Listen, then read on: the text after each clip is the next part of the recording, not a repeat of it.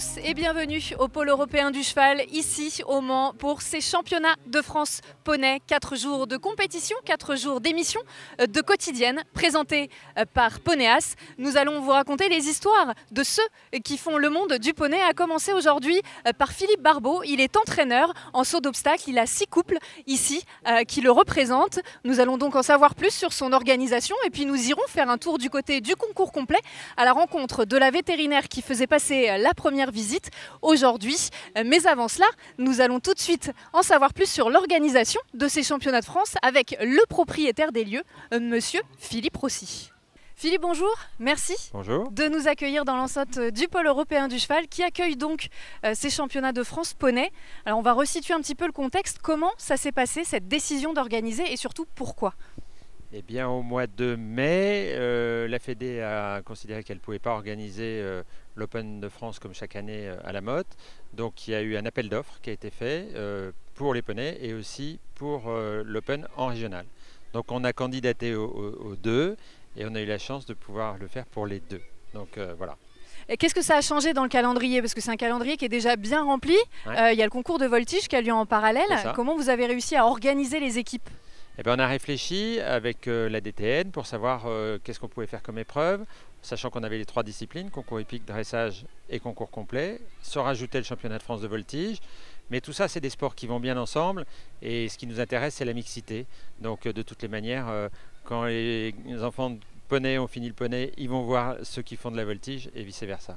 On a la chance ici d'avoir une enceinte très grande qui permet d'accueillir justement un nombre conséquent de concours qui peuvent avoir lieu en même temps. La semaine dernière, c'était le concours Harcourt qui réunit aussi un grand nombre, le plus grand nombre de participants qui vient ici au pôle européen du cheval. Est-ce que voilà, ça devient de plus en plus facile d'organiser ces grandes compétitions-là ici?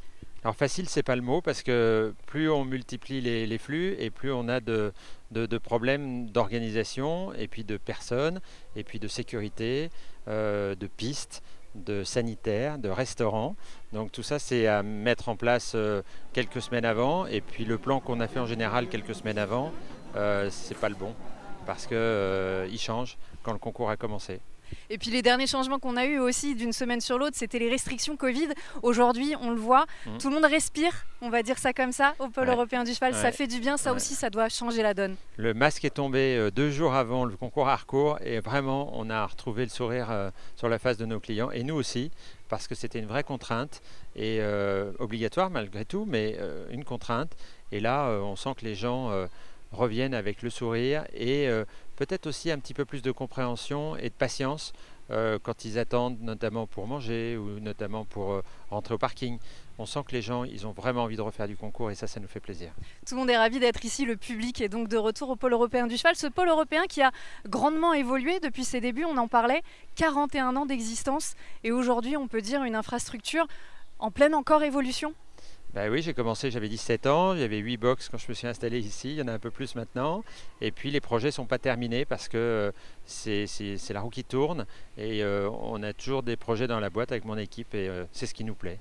Et dans les projets récents qui viennent d'aboutir, cette année en tout cas, il y a le fameux cross du concours qui peut donc maintenant ici accueillir du concours complet. Ça aussi, c'est une belle satisfaction. Oui, on refait du concours complet. J'avais commencé quand j'avais au tout début fait quelques épreuves de complet, puisque j'étais cavalier de complet quand j'ai démarré.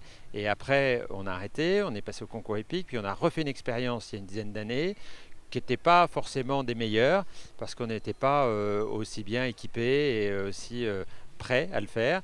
Et là, on a mis les moyens techniques de le faire avec Alain Ponceau, notre chef de piste et constructeur d'obstacles, avec qui on a travaillé en collaboration tout l'hiver.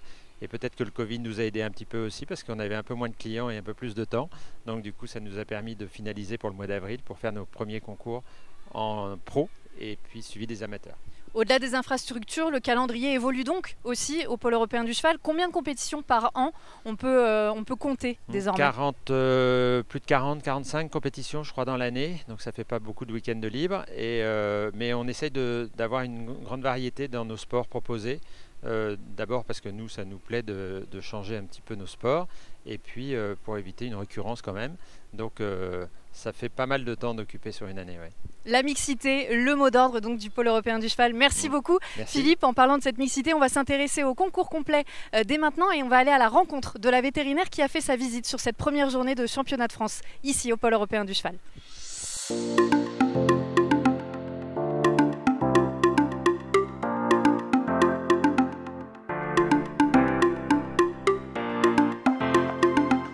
Emmanuel, qu'est-ce que vous regardez lors de la visite vétérinaire avant le concours complet? Alors, je regarde si les poneys sont en forme, s'ils sont en bon état de forme, en état de courir, s'ils ont l'air contents d'être là, s'il n'y a pas de plaie de harnachement, s'ils sont droits d'un point de vue orthopédique, non boiteux, et pas de plaie, pas de déféré, avec des pieds en bon état, et voilà. Comment s'est passée cette visite aujourd'hui? Très bien. Très bien, avec des beaux poneys en forme, des enfants souriants et tout s'est bien passé. On n'a pas eu de doute sur les poneys qui ont présenté la visite aujourd'hui et qui vont être contrôlés dimanche matin après le cross. Voilà. Ça reste le circuit traditionnel du cross, que ce soit en poney ou à cheval, sauf que vous avez affaire à de jeunes cavaliers. Qu'est-ce que vous pouvez leur apporter lors d'une visite officielle comme ça en championnat de France? Alors, pour ces enfants-là, souvent, c'est une des premières visites de leur vie de cavalier. Donc, on essaye de les préparer pour les visites futures, voire des visites d'internationaux. Donc, on essaye de leur sourire, de les mettre à l'aise. Pour la plupart, ils sont morts de peur. Donc, on essaye de les rassurer, de leur dire que cette visite, on n'est pas là pour les sanctionner, mais juste pour les regarder et regarder leur poney. Et puis, on leur apprend la procédure, c'est-à-dire se présenter devant le jury, dire bonjour, sourire, présenter son poney, faire quelques foulées de pas, partir au trot, tourner à droite au bout de l'allée et revenir, et puis s'arrêter, sourire, dire au revoir et merci. Rien que ça suffit à un jury et ça rend tout le monde content. Et laisse filer même un peu tes rêves, ralentis un peu là, tu vas plus tout à l'heure. Philippe Barbeau, tu es donc entraîneur, mais aussi cavalier. Comment tu arrives à faire passer ton expérience auprès de ces jeunes cavaliers? Alors c'est bien d'avoir été cavalier parce que justement, et puis de continuer à monter, même si aujourd'hui vraiment mon objectif premier est le coaching, je trouve de garder un peu les sensations de la compétition parce que qu'on soit cavalier à 15 ans ou à 50 ans, qu'on fasse des Jeux Olympiques ou qu'on fasse des petites épreuves, ça reste toujours un peu les émotions des mêmes natures, donc un peu de se rappeler tout ça de temps en temps, ça fait une bonne petite piqûre de rappel et je pense que ça permet d'être un peu plus pertinent, enfin d'être plus proche de ces cavaliers et puis de savoir aussi ce dont on parle, quoi. Et en règle générale, est-ce que tu penses qu'une carrière en poney est indispensable pour passer à haut niveau en cheval? Non, il y a différents exemples. Moi, je trouve que c'est quand même un super apprentissage parce que déjà, ça leur permet de monter assez tôt des belles épreuves, notamment par la question du rapport poids-taille. C'est vrai que des enfants qui ont 11-12 ans, des fois, c'est pas facile de leur trouver des chevaux. Des poneys sont quand même dans le rapport physique plus adapté. Donc, je trouve que c'est super.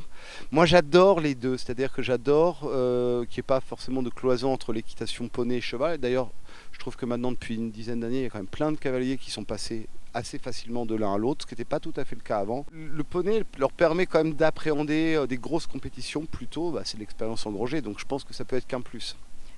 Un petit mot de sport avant de se quitter, car il y avait la première épreuve des championnats de France de saut d'obstacle, une épreuve de chasse. Et dans la catégorie élite, c'est Maxence Picard qui s'impose sur câlin de l'étape. Dans la catégorie élite excellence, c'est Anna Zarzewski sur Vaughan de Vuzitz. Pour tous les résultats et plus d'informations, je vous invite à consulter le site internet de Ponéas. Voilà, c'est fini pour aujourd'hui. La journée était complète, elle était riche. On va en profiter, on va se reposer un peu ici au restaurant Panoramique, aller se sustenter, se régaler avec les plats du chef. Moi, je vous retrouve demain, mais en attendant, je vais aller en profiter un petit peu. Il y a du beau monde et ça fait plaisir. À demain!